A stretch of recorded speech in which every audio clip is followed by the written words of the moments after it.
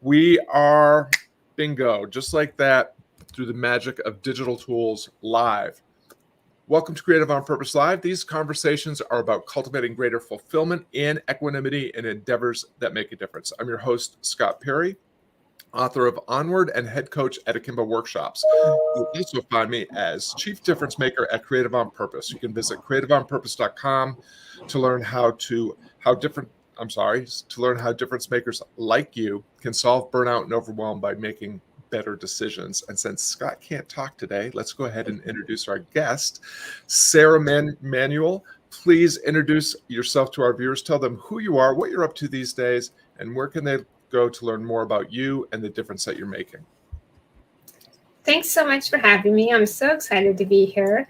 So I am up to quite a bit these days, but who I am first, I guess, would be helpful, right? So my name is Sarah Manuel, and I have lived my life in a wheelchair. I was diagnosed with a genetic disease that was supposed to end my life by age 4 or 5, and here I am at age 45. So clearly the doctors didn't know everything that they were talking about. And I have just always been the type of person that has figured out a way to get done the things that I want to have done in my life. So for me, that has included a full-time profession. I'm a school psychologist. By day, I'm a life purpose coach and a children's book author in my spare time. I've been married 20 years to a fantastic guy I met in a chat room online back in 1999 when it was not the cool or the safe thing to do. Scared my parents to death. And I have a 10-year-old son, which again, I defied the wisdom, quote unquote, wisdom of doctors. Got pregnant, carried him full term, and he is a thriving, healthy child.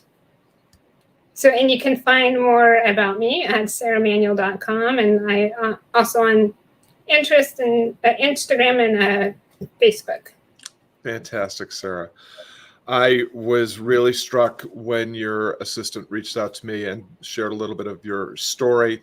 My story about brevity of life is not nearly as dramatic or true as yours, but I remember Sister Mary Agnes said I would never live to be older than 30, and here I am, 57 or 27 years past that date. And one of the things that I often will joke about is that I've actually made it this long just to spite Sister Mary Agnes. You, on the other hand, you defied some really serious and scientific odds. I'm just curious about what do the doctors or what do you attribute your longevity in the face of a really, really dire prognosis early in your life? Well, I think first of all, they just had the severity of my disease wrong. They thought I was more of a type 1, more severe. I have spinal muscular atrophy, which is one of the muscular dystrophy diseases, and they categorize the severity by the type. So type 1 would be the most severe. And I have type 2 because I've never walked. If I walked, I would be a type 3. So I'm right in the middle. But I'm what you would call a strong type 2.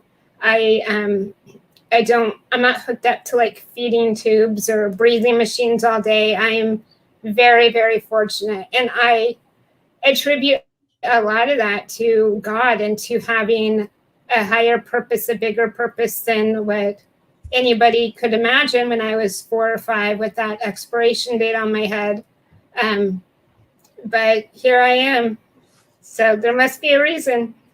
Yeah, absolutely. And I love that. I also have a sense, and I want to talk a little bit about how purpose plays into your life, your work, and how you define that. But I sense a strong sense of volition or will and appreciation in your story as well. I'm just curious before we dive into purpose. What is it? What is it that fuels that desire to achieve so much that that you've achieved, even as you were negotiating the difficulties of life in a wheelchair? Well, I don't like it when people tell me no. So you call it will. My parents and my husband would call it stubbornness, and I would tend to agree. But if you're going to tell me I can't do something, I'm going to go out of my way to find a way and to prove to you that I can. And it may not look the same way that it looks for other typical people, but it will have met the same purpose in my life, or met the same goal, or checked that same box. So yeah, don't tell me no, because you're just setting me up to prove you wrong. I get it. On a good day, when people are being kind, they will call me persistent, but I know that most of the time behind my back, they're calling me stubborn as well. Yes. So I totally get that. You mentioned purpose, and as a brand that's called Creative on Purpose, obviously purpose is a subject near and dear to our hearts here. And I'm just curious, when you use that word, how do you define that term, and where for you have you found or cultivated purpose in the work that you're doing? For me, purpose is living my life the way that God intended. It is, I'm not like the type of YOLO type, short-term type of thinking type of person. I see a goal and I will do what I have to do to take those baby steps to make sure that I can achieve that goal. Or if I can't, maybe I realize on the way that maybe it's not quite right. Maybe I wanted it for reasons that were other than what's true to my purpose, and maybe I'll alter it or what have you. But I think there's a lot of self-awareness in purpose also.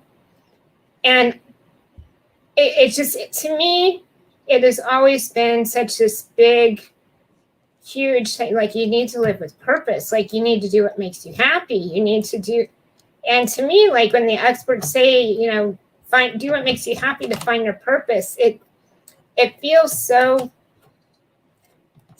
false, so fake almost. Like, okay, if it was that easy, everybody would live their purpose by eating ice cream all day, because who doesn't love ice cream? Who doesn't, get happy by eating ice cream, especially if you're bummed out, right? But so for me, it's more of finding joy and living life with joy and realizing why you're here. Because I tried the whole happiness path, and that led me down lots of roads that weren't fruitful. But when I stopped looking for happiness and started looking for fulfillment and joy, that's when I hit pay dirt. I love that. Thank you so much for sharing that. I wanted to just give a quick shout out to my friend Phil, who is tuning in and giving you a quick amen. I think he was both speaking to your spiritual practice, but also what your comments on living your purpose. And you brought up two words that are also words that we've been discussing here at Creative on Purpose quite a bit, which is joy and how it is different from happiness. And I got a sense that you do distinguish that there's a little bit of a difference between those two. Absolutely. To me, happiness is more like a reaction to your circumstances. If my husband brings me flowers, it makes me happy. But then if, something happens in, the house, something goes wrong, the happiness is gone because it's so fleeting. It's a reaction to your circumstance. Whereas joy, you feel it in every moment, the good moments, the rough moments, the moments that you wish were different. You still have that underlying feeling of joy. And I used to think it was just this myth. It's like, well, I didn't get it. And then when I got it, I got it. And so now I find myself on that same quest for the sense of peace. Because I've always been that achiever, been trying to meet those goals, been trying to prove people wrong. And I feel like maybe I'm getting ahead of myself or getting ahead of God. And I'm feeling the need to kind of press the brakes a little bit and let God do his thing. And I think that's where I'm hoping I will find that sense of peace that I am looking for right now. I love that. And I couldn't agree more about the differentiation. I mean, happiness is a natural emotion that we experience when things go our way or when we have a surprising and delightful experience, and we should be allow ourselves to experience happiness. The problem, as I see it, is if we cling to the desire to have happiness all the time. I mean, happiness is usually very short-lived and it can't be sustained for a long time. Joy, on the other hand, which I heard you alluding to, is something that we can nurture and cultivate and sustain even as we face the inevitable challenges and adversities of life, and weave our way through all the uncertainties.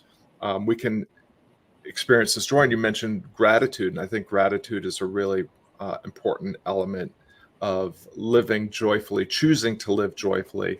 And I love what you said.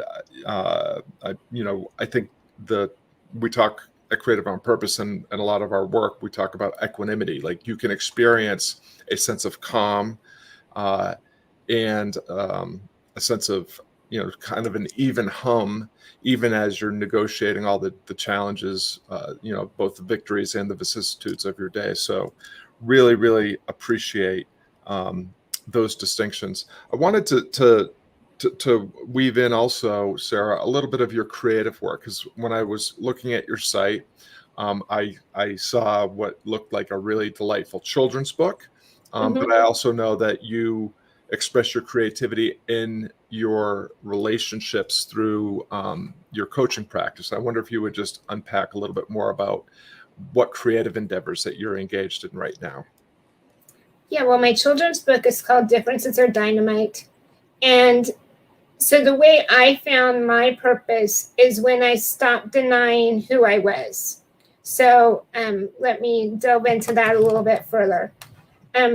I grew up in a really small town, and I was there were 35 people in my high school class, small, really less than 1,000 people. So I was, of course, the only one my age in a wheelchair. So I grew up not seeing other people in wheelchairs or any sort of disability. So when we would go to the city, because that's what country folk call the big cities, when we would go to the city, I would, see other people with disabilities, and it would make me feel really uncomfortable because it was like holding up a mirror to myself, and I couldn't deny my reality. Whereas at home, because I was the only one, I could do, probably make myself believe more than anyone else that I was just like everyone else, that there was no difference. And that's a healthy attitude to some degree. But when it gets to the point where it got for me to be a state of denial, that part isn't healthy. Like I would call and make restaurant reservations, and my parents would ask, well, is it wheelchair accessible? I'm like, I don't know. Why would I ask that? So I'd have to call back. And so I was denying that part of myself that was so purposely created for me. And when I stopped denying it, that's when my whole world of purpose opened up. And I think everybody, and not just people with disabilities, but I think everybody has parts of themselves that they deny because they don't fit in with society or with their family or with their friend group. So they downplay that part of themselves, or they completely pretend it's not there. But I really think that when we can acknowledge and celebrate that part of ourselves rather than, pretending that it doesn't exist, that's where our purpose comes in, because we were given that difference for a reason. So that's what the book is about. It's about animal friends who celebrate each other's differences rather than being embarrassed or ashamed about them, and how to celebrate them. So, yeah. Yeah, no, it's really, really profound. What I'm hearing is that there was a moment where you were able to cultivate some acceptance for your situation, and and acceptance is different than settling for, or that acknowledgement is what allowed you to then start to leverage the difference and to celebrate it and to use it, apply it purposefully towards the writing of your book and to just your daily pursuits. Is that a fair read?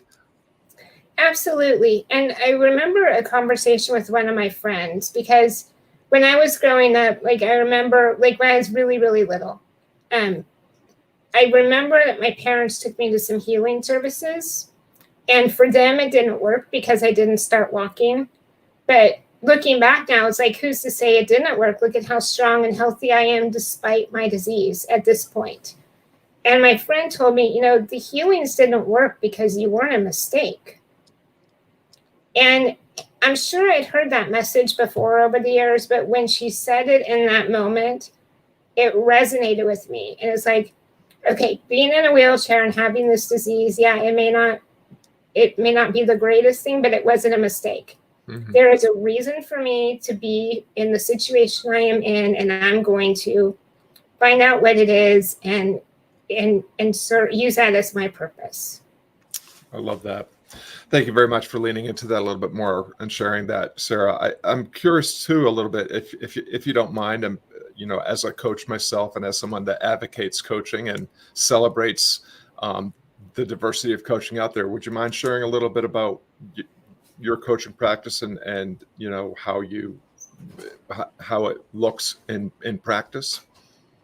Yeah, so I help people go through that process themselves of, what are they denying about themselves? What do they wish wasn't that way about them? And helping them to take that and kind of flip it on its head and say, okay, instead of being ashamed of this, how can I celebrate it? How can I embrace it and make it part of my life story rather than like a footnote? Because if you're given that difference, it should be part of your life story. It should be something that you embrace, that you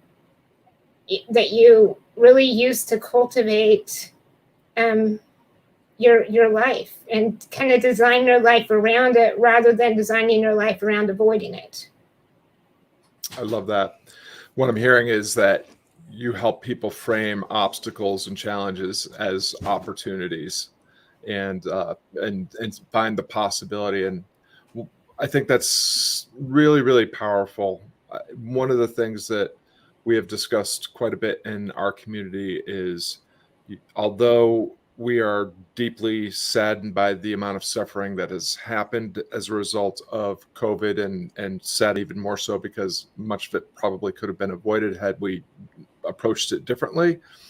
The pandemic has provided us a powerful reminder, I think, that number one, we had been taking far too much for granted, and we had a great deal of abundance that we weren't as grateful for as we probably should have been.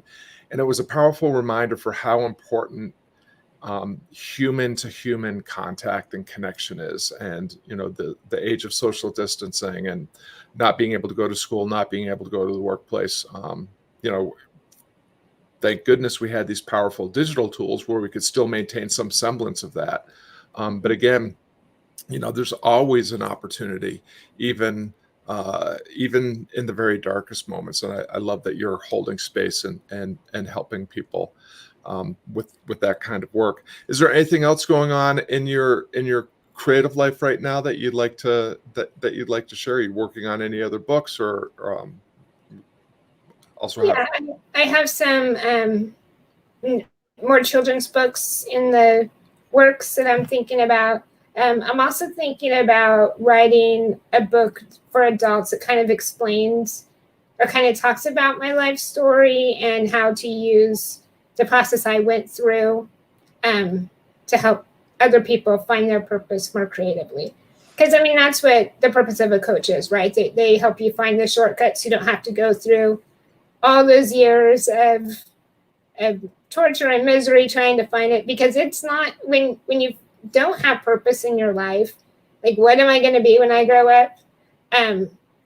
You just feel so lost and so out of touch with who you are and what the point of everything is. So I think the sooner someone can find their purpose and begin to live their life with purpose, the quality of their life will increase infinitely. Yeah. Yeah. It reminds me of a discussion I had earlier this week with Beth Fitzgerald, who was on the broadcast, where the way that purpose is often discussed. And did I hear correctly, Sarah, that you are a school psychologist? Yes. And is that at the high school level or college level, elementary? That is kindergarten through age 22. Oh, wow. Fantastic. Yeah. Well, so I'm curious about your take on this, because I've been thinking about so oftentimes with young people in particular, I remember, adults telling me as a college student, a high school student, and even younger, you got to find your purpose. You got to find your passion. And sometimes they said you got to find it like it's out there, go find it. And sometimes they said it's inside you, you got to excavate it. And I just really, really struggled with that. And I chose a purpose because I felt like I had to, and that purpose was actually teaching. And I was a school teacher for the first several years out of college, and then found that my true purpose was in music making and performing. And then later in life, in the last 5 years, found it in coaching. And so I've been thinking more and more recently about purpose not really being this destination, the way some people describe it, or purpose being this thing inside you that you have to somehow excavate, but it's something that is nurtured and cultivated by doing the work right in front of you, engaging in the relationships right around you with purpose and passion. If you can bring purpose and passion to your everyday activities, your everyday conversations, more purpose will reveal itself, and purpose and passion become clear, just like talking and walking and riding a bike and learning to read and write become clear. You learn it by doing it. Right. Curious about your take on that, and I'm guessing that in your work as a school psychologist, that purpose, helping young people wrestle with purpose-driven living, but also finding their purpose and living their purpose through work and in their relationships. Any thoughts on how we can do a better job helping young people live, work, and engage with purpose, on purpose, for a purpose, with and for others? Yeah, well, I think you had a similar experience as I did, because and looking back now and it's almost like the school set kids up for failure, because first of all, they tell you your path in life needs to be your purpose. Like your career and your purpose need to be intertwined. So you're telling an 18-year-old whose brain is not done developing even, go figure out what you're going to do for the rest of your life. And in the meantime, we're going to just, charge you tons and tons and tons of money while you figure it out, while you go to college. And it's crazy. And I went through that. Like I went to college and I was studying interior design because I always shared a room with my brother. So like going and getting an apartment was the first time I got to decorate a house. So it's like, oh, this is fun. I'm going to do this for my job. And then I got into it and it was fun, but it's like, okay, that's not what I'm supposed to do. So then I decided to double major in journalism because I was always good at writing. But then again, it's like, okay, what am I going to do? I don't want to be a journalist. Like, I don't want to work for a newspaper. That's not what I want to do. So then I went to law school, and I was there for a semester and a half, and I met my husband just before I started. And there was a point one day where a professor basically talked about the amount of hours that you had to work to make partner. And like we've already talked about, if I'm going to do something, I do it like full force. And so I was going to be a partner. I was going to be the youngest partner they ever had. And so it's like, okay, I could have a life or I could be a lawyer. So then I decided, okay, this isn't for me. And it took me so many years to figure it out. And in the meantime, I felt like such a loser. Like who doesn't know what they want to do for their life? Look at all my friends. They got their degrees, they're working, they're doing their thing. Why can't I do the same thing? So I really feel like those expectations set us up for failure. And if instead we can just embrace the life journey, and like you said, set up purposeful experiences that will help us to kind of figure it out maybe earlier, just take the pressure off.